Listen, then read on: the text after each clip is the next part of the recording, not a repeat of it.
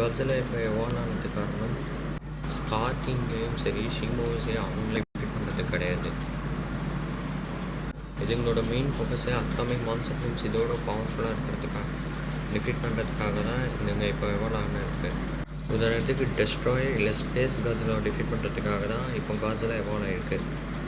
ஆனால் பார்த்துருப்போம், நம்ம காட்ஸில்லா எக்ஸ் காங் நியூ எம்பையர் படத்துலேயே பார்த்துருப்போம், ஸ்கார் கிங்கும் ஷீமோவையும் கதற விட்டுருப்போம் காட்ஸில்லா எக்ஸ் காங் நியூ எம்பையரில்.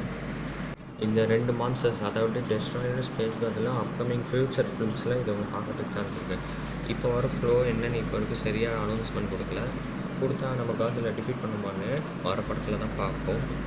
ஸோ காட்ஸில்லாவோட ரூல்ஸு டாமினன்ஸும் அது மீறி அகென்ஸ்டாக போனால் காட்ஸில்லா சும்மா இருக்குமா? நான் இருக்கேன்டா, இந்த உலகத்தை காப்பாற்றுவேன்டா, நீங்கள்லாம் எனக்கு அடிமை மாதிரி தான் நம்ம காட்ஸில்லா நினச்சிப்போம்.